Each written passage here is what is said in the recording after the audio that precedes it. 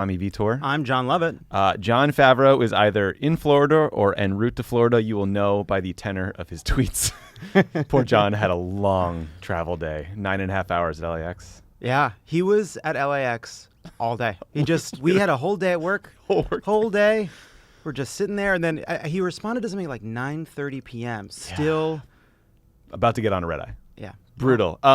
Today is Wednesday, October 10th. As you may have noticed, we've shifted the podcast schedule to Mondays and Wednesdays this month because starting this Friday, we're doing the first of 4 one-hour election specials on HBO. So please tune in to HBO this Friday at 11 p.m. right after Bill Maher. Watch it on your HBO Go. Watch it on your HBO Now. Tell your friends we're heading to Miami later today to record that show. There are lots of critically important voter registration deadlines fast approaching and fewer opportunities to get out and canvass. So go to votesaveamerica.com, get registered, hit some doors, get 3 friends to join you. Maybe you'll even see Lovett at your canvass location. Hell yeah. I'll be the one making sure it's documented so I can put it on social media. It looked beautiful. Love it. Love it or leave it is still going this month, but there's some changes, right? Yes. So we have 4 election specials. They will be hosted by Guy Branum and Aaron Ryan. The funniest guests the all-star guests, Tournament of Champion guests. I'm really excited. They're gonna host the shows in studio with a bunch of really awesome guests we have lined up. So tune in for that. Those are going to be great. I can't wait. Today on the pod, we're going to talk about Nikki Haley's decision to resign from her role as the U.S. ambassador to the United Nations, a terrifying new UN report about climate change, and a quick snapshot of the current political climate, and maybe a little fun op-ed that President Trump wrote, just for kicks. Good job, USA Today. Yeah, thanks for running that. Then later in the pod, to slip some lies under hotel room doors. Then later in the pod, you'll hear our conversation with Sharice Davids, a congressional candidate and MMA fighter in Kansas, the Kansas 3rd. So we did that interview a little differently this week. She's going to put the Republican majority in a headlock. Sorry. All right, I love it. Yesterday, even top Trump aides like National Security Advisor John Bolton and Secretary of State Mike Pompeo were surprised when Axios' Jonathan Swan broke the news that Nikki Haley had offered her resignation and will be leaving at the end of the year. She's one of the most high-profile women in Trump's cabinet, and she, made that standard transition from anti-Trump to MAGA dead ender and is now quitting. 2-part question for you. Does anything from Haley's tenure at the UN stand out to you? And were you surprised by the timing of her departure? It's a little weird to have a cabinet official leave right before an election, right? Especially a popular one. It is strange. I think, there's a little bit of, being the foreman of being a, what's it called? There's a little bit of being the foreman at a paint job, which is, show ups.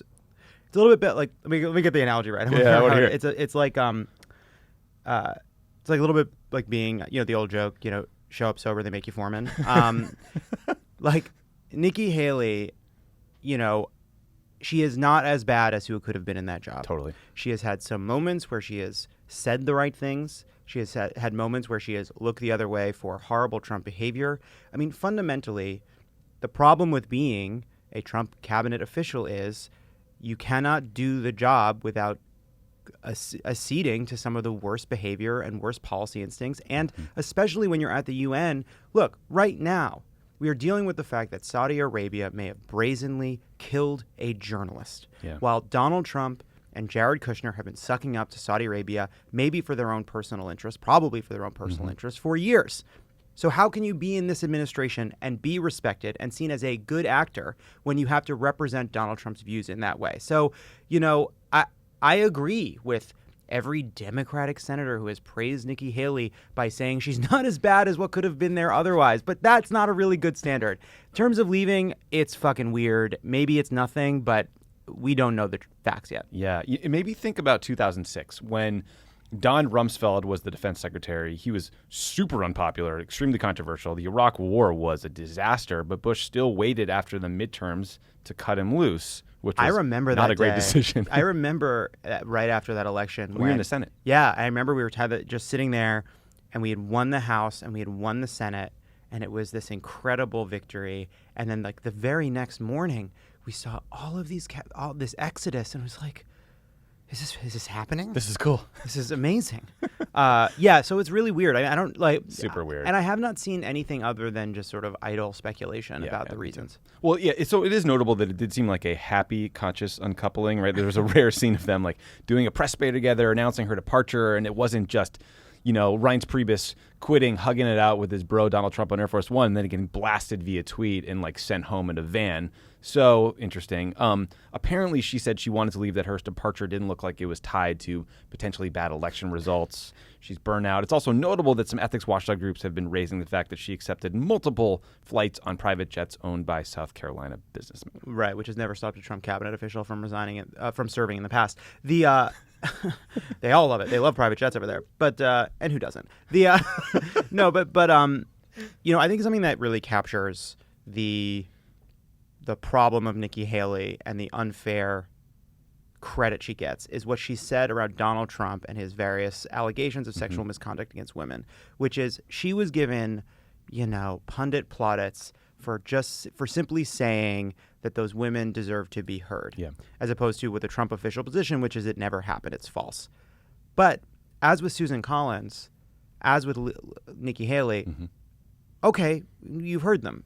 But no action, no behavioral change. That if you hear these people, it's again this problem of doing more than the reprehensible behavior of the worst actors in American politics gets you points, but it shouldn't. Yeah. In her resignation letter, Haley pointed to successes. Some of them were getting sanctions against North Korea, standing up for Israel, some nebulous UN reforms. This one I thought was kind of funny. Speaking out, quote, resolutely against dictatorships in Iran, Syria, Venezuela, Cuba, and yes, Russia. My take, I think this is a pretty mixed bag. I do think they deserve credit for getting tough sanctions against North Korea. And if that turns into a nuclear-free peninsula, I will praise them to the rooftops. I think every administration spends a bunch of time defending Israel against efforts to attack it and criticize them at the UN. So that's sort of par for the course. You mentioned Saudi Arabia. The notion that Trump has stood up to dictatorship. Certainly they've gone after Iran, but they've never criticized Russia. Venezuela is still a disaster. As you noted, this journalist, Jamal Khashoggi, was murdered reportedly in a Saudi diplomatic facility in Istanbul. So, maybe a mixed bag here. Yeah. And, she's been sorted into the maddest category of people we're lucky to have in this administration. And I guess we have to keep two things in our mind at once. On the one hand, there is some truth to that. And I'm not, I think in this debate about whether or not we should give people a little generosity for serving the Trump administration for stopping bad things, I am very, very skeptical of that argument, but probably a little less skeptical than a lot of people. I think I'm less skeptical than you and John, a little less skeptical than Brian Beutler. I give them a little bit more latitude because I do think that there is some truth to it. But again, you look at what's happening with Saudi Arabia, you look at what's happening with Russia, there's no way to serve this administration and not be giving up the most basic American values. Yeah, I agree with you. You're right about this one.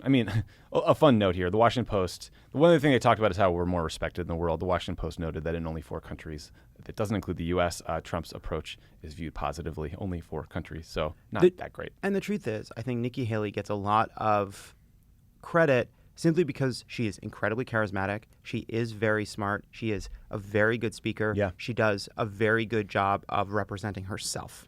And that's a very good point. And, we may turn out that there's some secret reason that she left, or as she has done throughout this, she is just carefully managing her position. And the thing about working for Donald Trump is when there's an opening to leave where it doesn't look like you're doing it because of corruption, a scandal, a sex assault, a fucking Mueller probe, some other awful story that would look like you had a reason to go, maybe sometimes you just fucking take it because that's 3 or 4 days a year. That's good.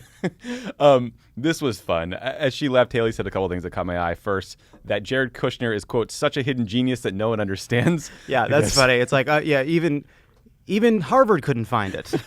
Yeah, I guess Jared joins Kanye is just another misunderstood Trump-loving genius. The second is that she felt the need to explicitly say that she will not be a candidate for any office in 2020. Did you think that was weird? I think she was dealing with the speculation. But again, this is another way in which we see the joke of I'm here to stop bad things that we hear from people like Nikki Haley and Mattis and others. If you believe that your role was to prevent Donald Trump from his worst instincts and actually do some good despite the awfulness of this person. And you don't have to take my word for it. Take Nikki Haley's word for it. Take what Nikki Haley said about Donald Trump before she worked for the administration at face value. And then they leave and they immediately say, I'll be campaigning like crazy for him. because Nikki Haley will someday run as a Republican again, and when she does, she will run in a party that gives Donald Trump an 80 or 90% approval rating. Yeah. Regarding Jared being a genius, like I love to slap this guy around, but I mean, it's worth noting that we are still waiting for his long-promised Middle East peace plan, and also that entire plan is predicated on support from Saudi Arabia doing whatever the Saudis want. He's the guy who pushed us all in on this Mohammed bin Salman strategy, who is the one who would be responsible for the murder of this journalist. Yeah, and also it's, again, like there's this sort of clique, right? There's this Ivanka, Jared, Nikki Haley, Dina Powell kind of, we're the responsible ones. Yeah. We're trying to stop Bannon, then we're trying to stop Stephen Miller, then we're trying to stop whoever. And it's like, okay, well, what do you got? It's not. We're now in this for 2 years. Where are the results here? What are you talking about? What would you say you've done how, here? When you're the president of the United States, you're not like, it's not like you're painting a beautiful portrait that you reveal after 4 years. It's not going to be some unveiling of Donald Trump's accomplishments. If Jared's a hidden genius, it means he's not getting results. Right. Where's the outcomes here? Where are they? And like the notion that it's anyone so stupid. The notion that anyone could primary Trump is just ridiculous. I don't even know why we could reporters speculate about this. But now it is time to play everyone's favorite game, wild speculation about who comes next. This is the closest thing to a job Trump is actually qualified for, which is reality show producer. He told reporters on Air Force One that there are 5 names on the short list. One is your friend and your mentor, former Deputy National Security Advisor Dina Powell. Dina Powell, yeah. Dina, sorry. Just one real quick. Another name's been floated is unhinged Twitter troll and current U.S. Ambassador to Germany, Rick Grinnell.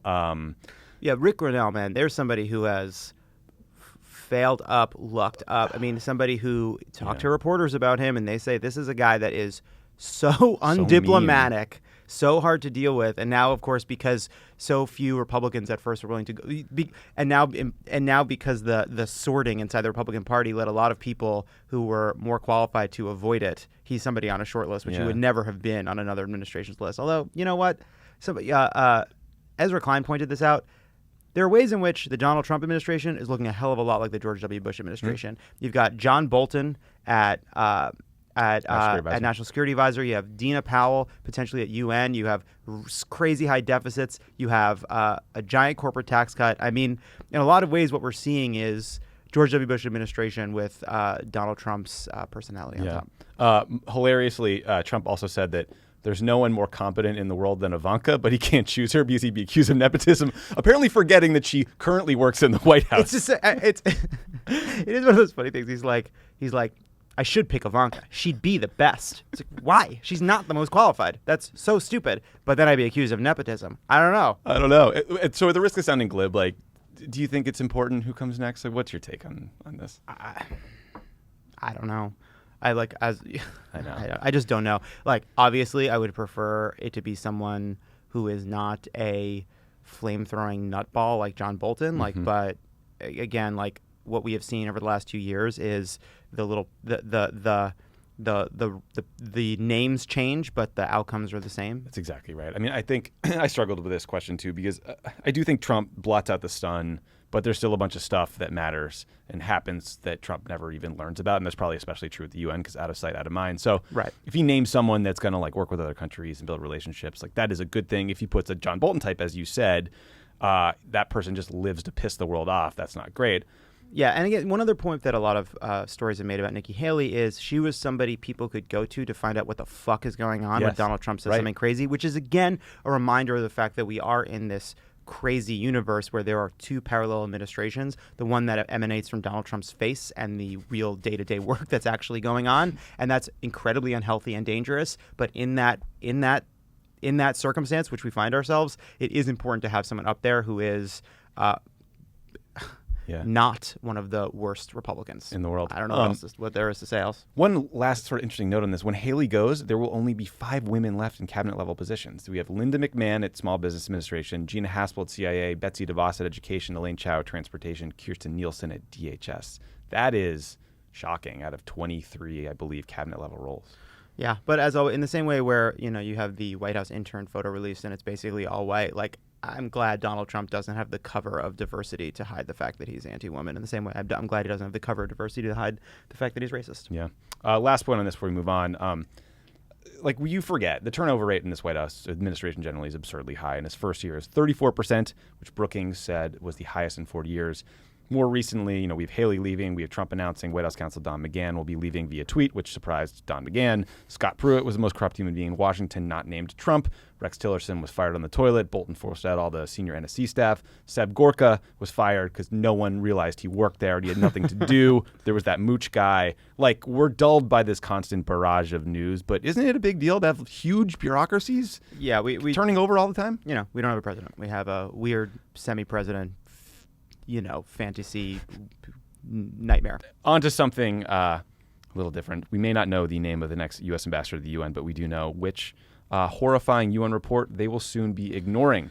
The UN Scientific Panel on Climate Change released a truly frightening report that says if we stay on our current course, world temperatures could rise by as much as 1.5 degrees Celsius by 2040.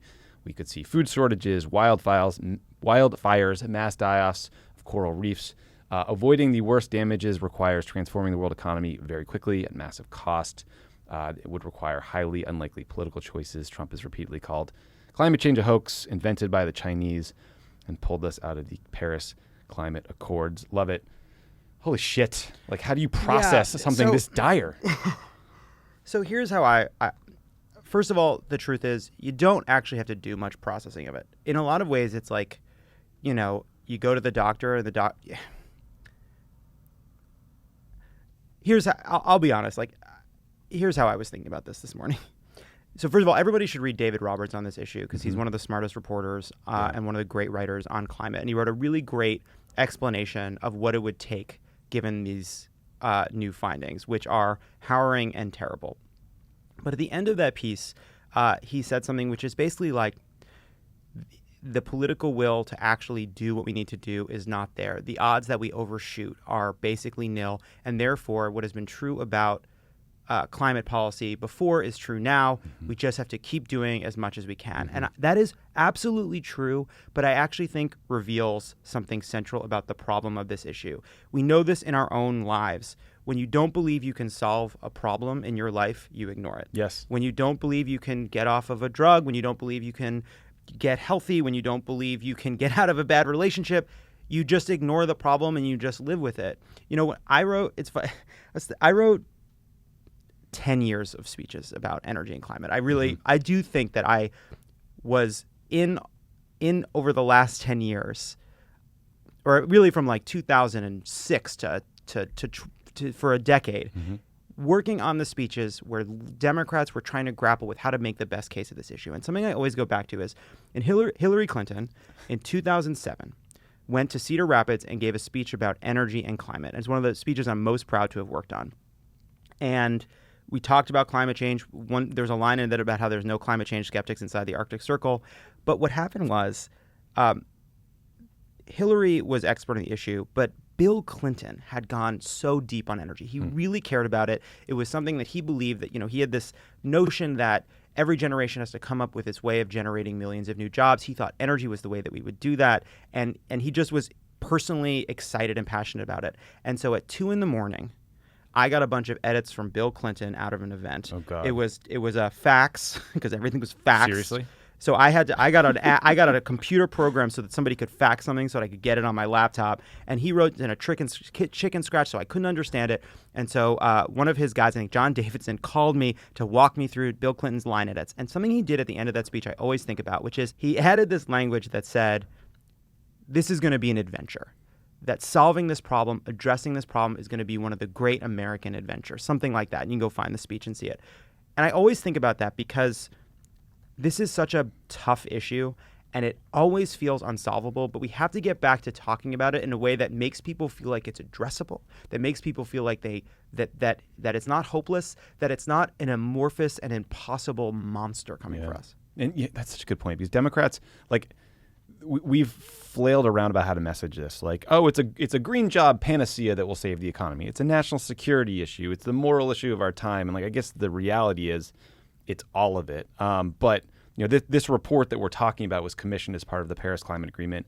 That agreement agreed to limit global warming to 2 degrees Celsius increase over a certain time frame. The UN as part of that agreement, they asked the IPCC, which is a bunch of scientists who did this, to figure out what it would take to decrease that warming by 0.5 degrees Celsius, so to limit the damage even more. And they did this massive study, and they found that we need to cut greenhouse gas emissions 45% below 2010 levels by 2030 and reach net zero by 2050, which is just a massive industrial change. It's cutting coal consumption by a third, and this has to happen, they said, in 12 years.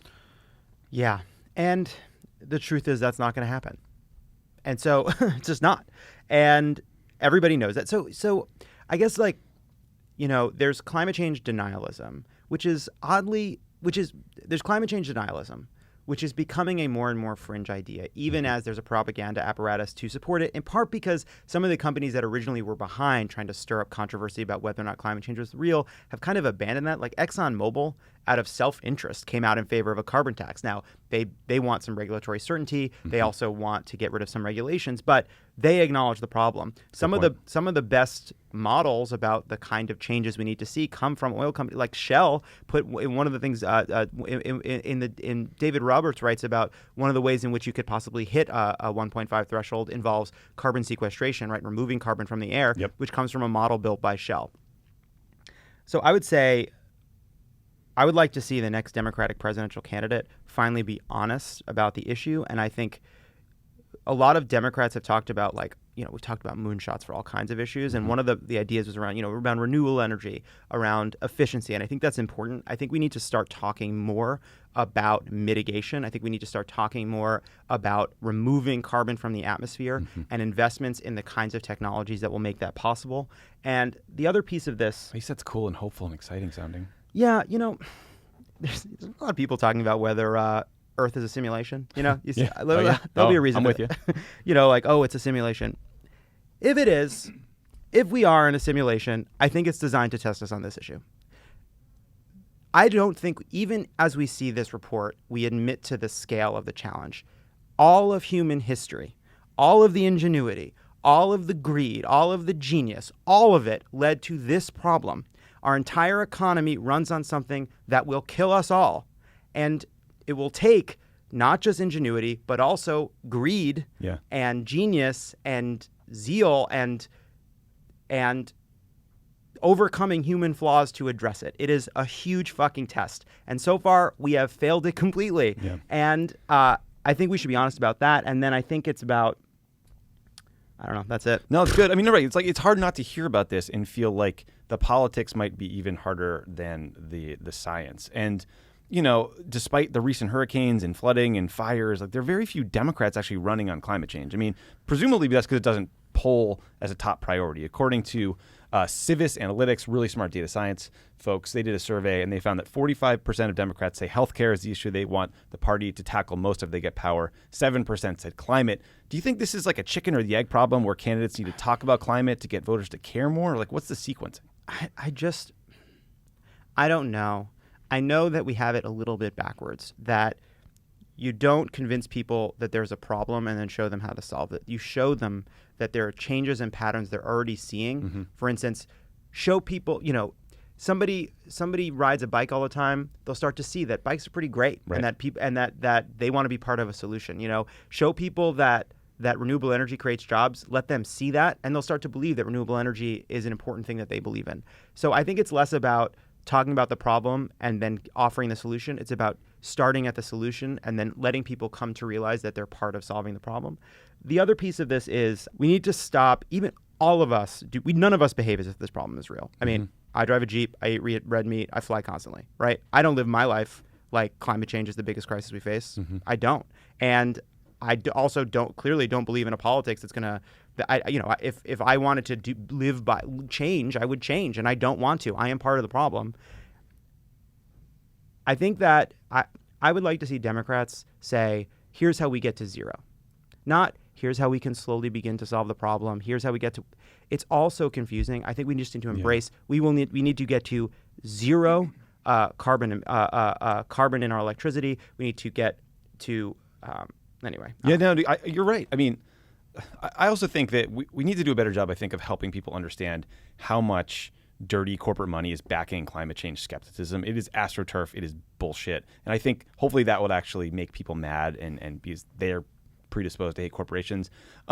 We also have some lonely people out there like Al Gore and Tom Steyer who are like sounding the alarm and trying to elevate the issue. I hope we can double down on that work a little bit, get some more rich liberals in the game, and try to educate people. Because like Trump is proof that if you repeat something enough, people believe it. Yeah, that's true. But look, we may still hit our climate targets, even though the Trump administration has abandoned us because some of the changes we're already seeing. But hitting the Paris Climate Accord, hitting the Paris targets isn't enough. Right. And the whole world as a planet, we are not on target to hit the Paris climate goals. Yeah. So,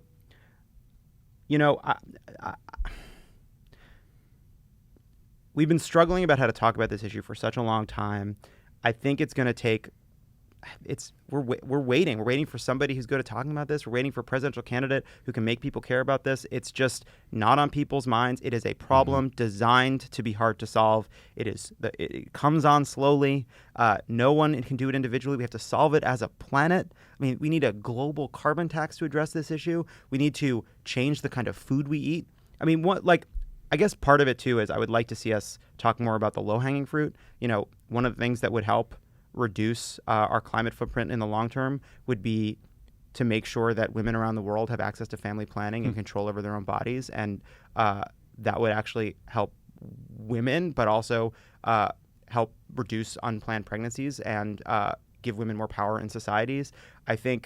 I like Impossible Burgers. I like Beyond Burgers. I think they're fucking delicious. And we are not going to solve the greatest threat to the environment in human history caused by 200 years of industrialization by scolding people into giving up meat. But I see an Impossible Burger or Beyond Burger on the menu. I get it because I like it. And I know it's better for the planet. And I know I'm reducing red meat consumption and meat consumption. So that's going to be important.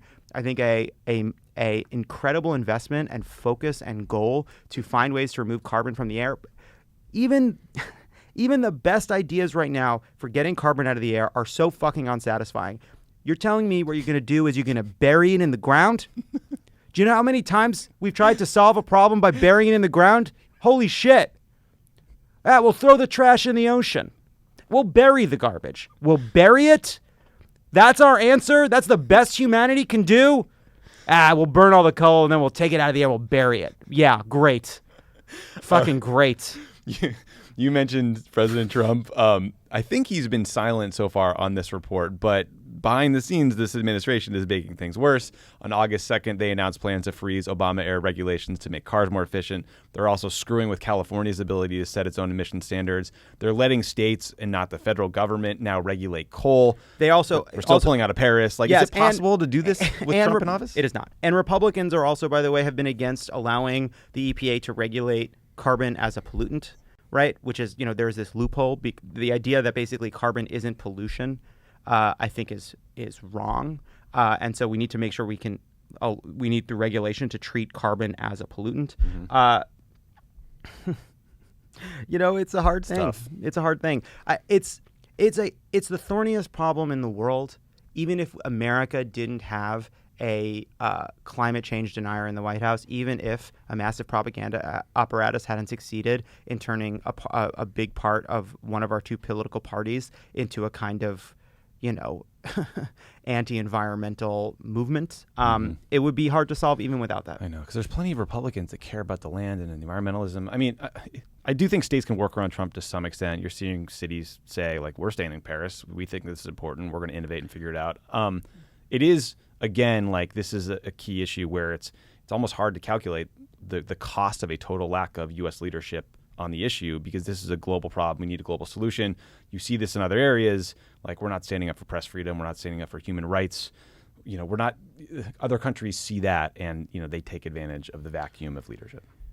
Yeah, I would say just one reason, one sort of place for hope is each of the pieces of this that feel really, really hard have ancillary benefits that are unrelated to the climate.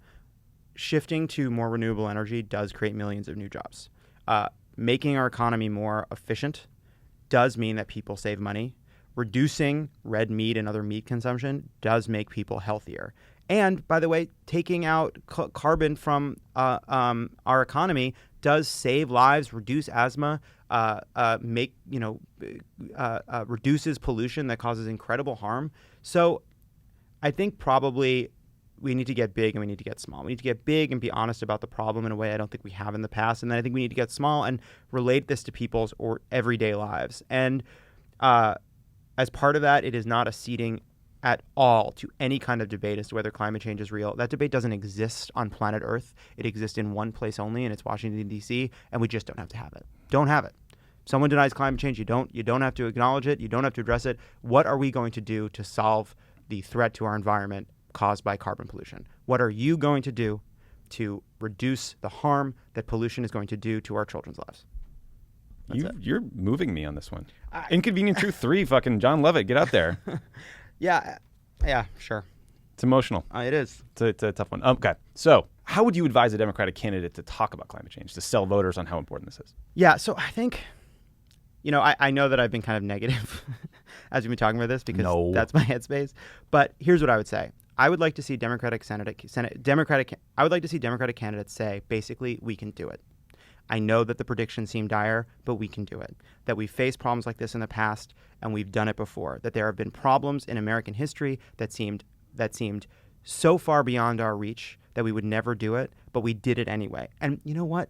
Maybe that's not totally true right now. Maybe that's a bit too optimistic. But you know what? Sometimes leadership is being too optimistic and then making it true. Whether it's people thought the ozone hole was an impossible thing. People acid rain. People thought that the Grand Canyon was filled with smog. The Cuyahoga River caught on fucking fire. So there have been environmental problems in the past that seemed like something that would be with us forever, and then we figured out a way to solve them. Not completely, not perfectly, but we figured out a way to solve them. So I would like to see people not to dive into the direness of the prediction as a reason to act, but the solvability of the problem, because simply by talking about the problem as being solvable, you actually, ironically, make it more solvable. We can do it. We can get to zero emissions. We can create millions of jobs doing that, and we can save this planet for our children. It can be one of the greatest accomplishments in human history. Damn right. The only way to avoid a global catastrophe is to destroy the climate change denying party in these upcoming elections. So let's take a look at some of these polls. Yeah, that's, by the way, one last point about that. That's actually really true. The single most important thing you can do in the next 30 days, if you care about the environment at all, is to get Republicans out of office. Because even if we cannot pass things with Donald Trump in the White House, we can hold them accountable. You got the administrator of the EPA or the acting administrator of the EPA fucking posting racist memes. There'll never be a fucking hearing on it. No. Right? Scott Pruitt, before he had to leave, the real corruption, the big corruption, is what they think they're supposed to do in that job, which is hand over the parks, hand over our air, hand over our water to the interests that put them there. So the single most important thing anyone can do is you don't need to read every detail. You don't need to know what's going to happen to the coral reefs. It's not fucking good. They're fucked. Vote. Okay, so some good news on that front. The Washington Post did a survey of likely voters who live in 69 battleground House districts across the country. That survey found that those likely voters favor Democrats by a margin of 50 to 46. By comparison, in 2016, these same districts favored Republicans by 15 points. Not surprisingly, women are driving the Democratic advantage, favoring Democrats by 54 to 40. So love it. Done deal, right? Blue wave is coming. This thing is over. Here's what I'm going to do, Tommy. I'm not going to read one more fucking poll between now and Election Day. This poll that you're calling about, I'm hearing about it from you. Great. I skipped it. Cool. Because it doesn't fucking matter. None of them matter. Get out there. I do think, I'm with you. We don't want to get on the polar coaster. It's the worst. But it does, I think, speak to how stacked the decks are against us, because of these 69 districts in the survey, 63 are held by Republicans, 66 are held by Democrats. Trump carried 48 of those districts. Hillary carried 21. So we need to pick up a net of 23 to gain control of the House. So the fact that we're doing so well is hopeful, but we literally need every single available vote. And we have 27 days until the election, which is a political lifetime. Yes, I think, the only thing I will take away from polls right now is we will learn after Election Day whether or not this Kavanaugh fucking nightmare fight and confirmation led to increased Democratic enthusiasm, increased Republican enthusiasm, or both. The truth, it doesn't so much matter. The one way I would care about what the polls say is just to know just how much the anti-women hearings that we saw are going to drive out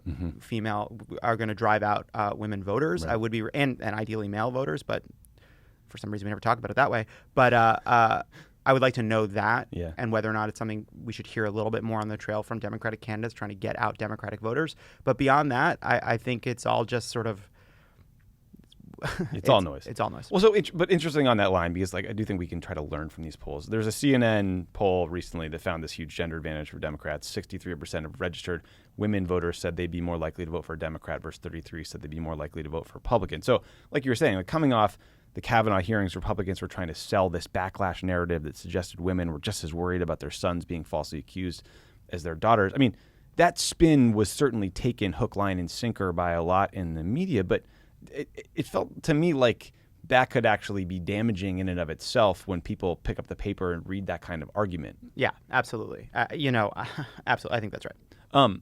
So that was the House. I mean, the outlook in the Senate is much more Bleaker, difficult. yeah. 538 has the chances of Republicans keeping the Senate at 79%. We have to win at least one of the 4 tough races that's currently modeled as lean Republican. Those are North Dakota, Tennessee, Texas, the Mississippi special election. So I guess my question is, like, Lovett, you're a Pod Save America listener who is listening, and you're thinking... I listen to Monday. No, I'm kidding. I'm kidding. You're listening. I'm kidding. I listen to both. I know. I only listen to Thursday, actually, because now I'm on Monday. You're listening and you're thinking, I got $100.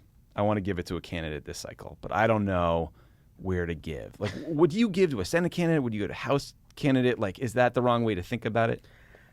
I don't know. I think that people should give to the people they're passionate about and reward the candidates that they think they care about. I think the one thing I would caution is there are exciting races and there are races that aren't as exciting, but they both are one vote in the Senate. Yep. Bill Nelson winning and Beto O'Rourke winning are worth the same amount in the vote for majority leader. So keep that in mind. Like, obviously, you might feel a little more stirred by Beto O'Rourke than, say, some other candidates.